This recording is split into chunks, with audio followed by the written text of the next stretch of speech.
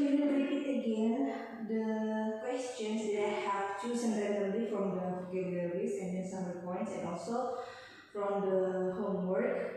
That's only for IPA. For others like English and one more science, you could answer. So now I just evaluate from IPA. Jadi di sini saya mulai dari vocabulary list.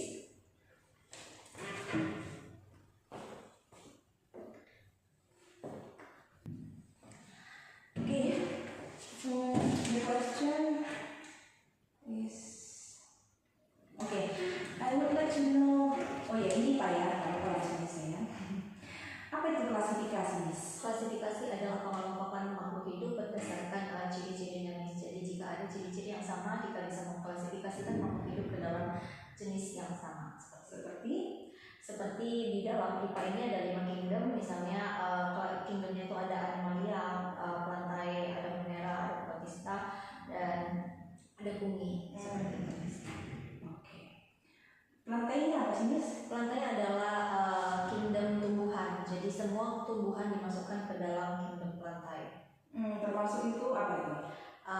Banyak tumbuhan yang kita ketahui. Kalau di IPA ini kita belajar tentang tumbuhan yang monokotil, dikotil, ada yang akar serabut, akar tunggang, seperti padi, seperti jagung, seperti mangga. Jadi berdasarkan tumbuhan tersebut kita bisa melihat bijinya.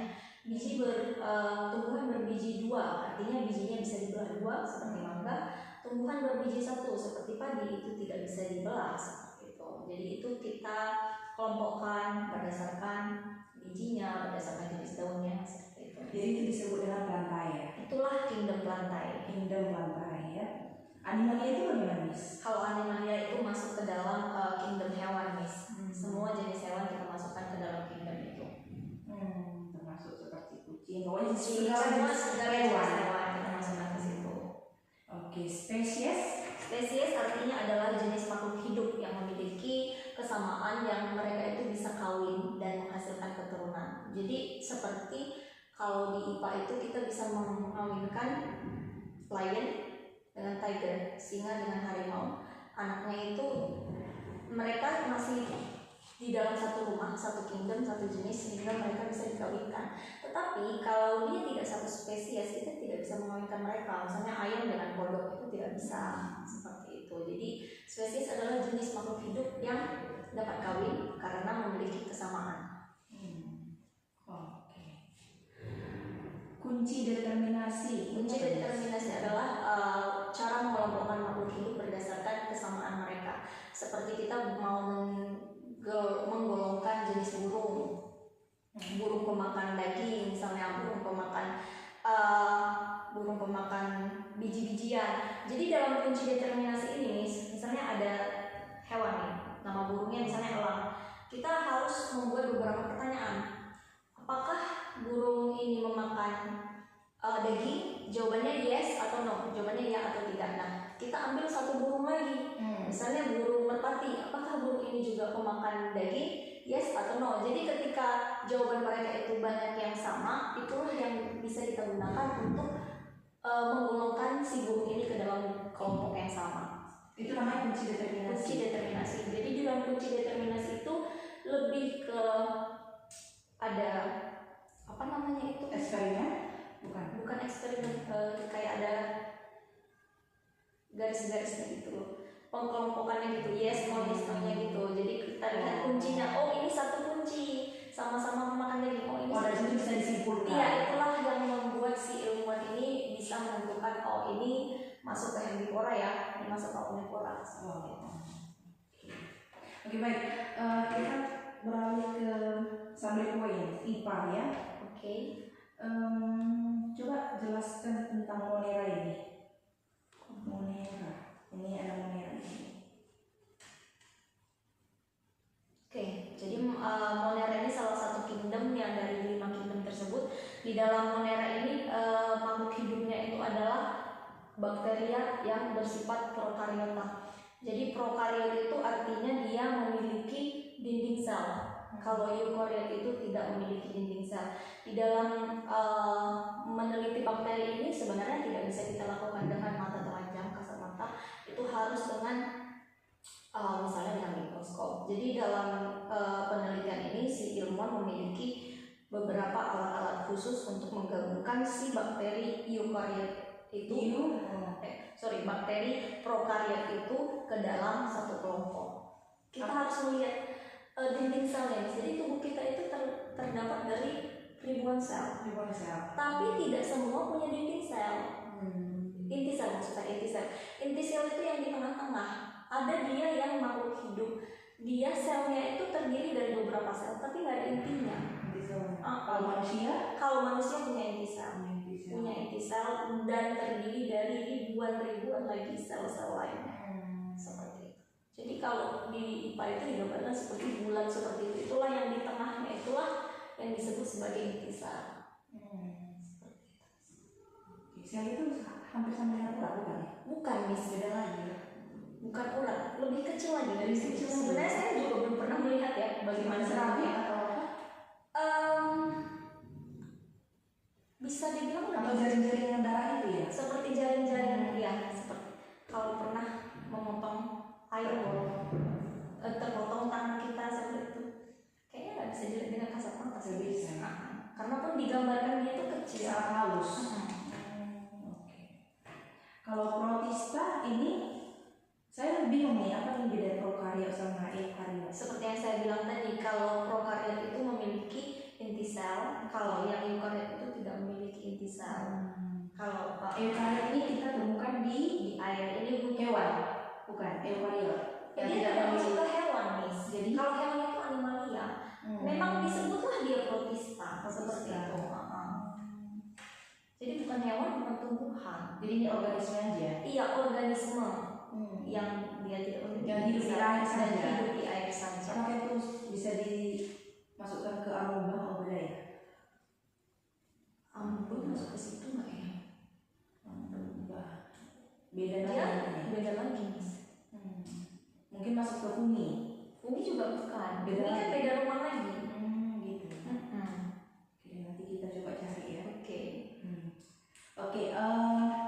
Jadi kalau fungi ini bentuknya seperti apa nih, Miss? Fungi ini ada yang bisa terlihat langsung dengan mata, kadang yang bisa kita makan juga, seperti jamur. Ada yang bisa dimakan ya? Ada, Miss. Jamur itu kan ada yang bisa dimakan, ada yang beracun, ada yang tidak. Bagaimana kita tahu jamur itu bisa dimakan? Atau fungi ya?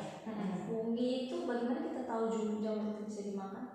Mungkin dari penelitian sebelumnya ya, dibilang oh jamur ini bagus nih dimakan. Misalnya jamur, kalau kita lagi olimpiade itu jamur apa namanya yang warna putih ya?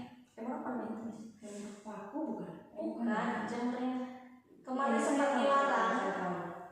Sekarang udah bisa dimakan lagi, jamur yang warna putih yang lupa saya Nah itu kan termasuk jenis jamur juga. Kita tidak mengatakan itu tumbuhan, dia masuk ke dalam jenis jamur. Kenapa? Karena dia tidak memiliki klorofil. Tidak memiliki klorofil. Rata-rata warnanya jamur tidak hijau kan? Jamur itu warna putih. Jamur putih itu apa yang namanya? Jamur putih jamur bisa dimakan. Jamur putih? Jamur putih bisa dimakan tapi bukan yang warna jamur kancing. Bukan. Jamur jarum. Bukan. Jamur merah. Banyak jamur-jamur ini. Yang di dalam olimpiade itu loh. Apa sih namanya? Baru juga beli kemarin. Karena lupa, Miss. Jamur crispy. Terus setelah diolah. Jamur tiram. Bukan. Nah, nanti bisa juga ya. Karena kami mau kasih tambahan sama murid-murid ini jenis jamur yang bisa kita makan gitu. Iya. Karena kami tertarik ya untuk belajar lebih jauh tentang jamur ini gitu. Karena ada juga topik mereka tentang fungi kan. Oke, nah ini coba jelaskan Miss tentang tumbuhan dibagi menjadi apa aja. Tumbuhan? Yang di dalam summary point ini. Nah ini jadi tumbuhan itu banyak sebenarnya jenisnya, Miss. Ini tapi dibatasi dalam buku tersebut hanya ini gitu. Tidak, saya batasi supaya tidak lebih dari 50 kata kan. Seperti itu. Oke. Jadi di dalam lantai ini dia bisa dibagi ke dalam ini salah satunya ya, ada yang dimasukkan tumbuhan berbiji, ada tumbuhan tidak berbiji. Nah tumbuhan yang berbiji itu dibagi lagi berbiji dua, berbiji satu atau berbiji dua, berbiji satu yang monokotil, yang berakar, maksudnya tumbuhan yang berbatang dengan tumbuhan yang menjalar seperti itu, Miss. Jadi besar sebenarnya cakupannya ini, luas. Tapi karena memang ini sudah mengulang terus dari SD juga mereka sudah belajar ini sebenarnya, cuma lebih dalam lagi aja sih. Oh, begitu ya. Oke. Bagaimana dengan hewan ini? Nah, hewan juga masuk ke dalam kingdom animalia, yang mana manusia juga masuk ke dalam situ. Ini bisa dibagi menjadi dua kelompok besar, vertebrata dan invertebrata. Vertebrata itu artinya memiliki tulang belakang. Kalau invertebrata itu yang tubuhnya lunak, tidak memiliki tulang belakang. Nah, kita manusia masuk ke dalam kelompok vertebrata. Kalau seperti, maaf nih, anjing gitu Masuk juga Miss, karena itu memiliki tulang. Bagaimana Miss tahu? Itu lebih ke ketika itu hewannya sudah mati. Apakah dia punya rangka? Nah, jika dia punya rangka lagi, maksudnya tengkorak. Apakah semua hewan yang memiliki rangka adalah vertebrata? Iya. Oh. Karena yang invertebrata contohnya itu adalah cacing, Ular gitu ya? ular iya, tapi ular tidak, ular ke vertebrata. Ular seperti laba-laba juga tidak, karena hancur ya. Oh. Dia tidak memiliki tulang. Seperti itu. Okay, now we move to homework. Dan sudah Oke.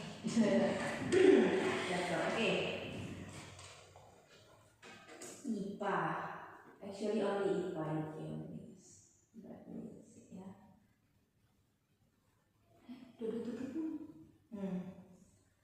Apa yang dimaksud dengan klasifikasi makhluk hidup?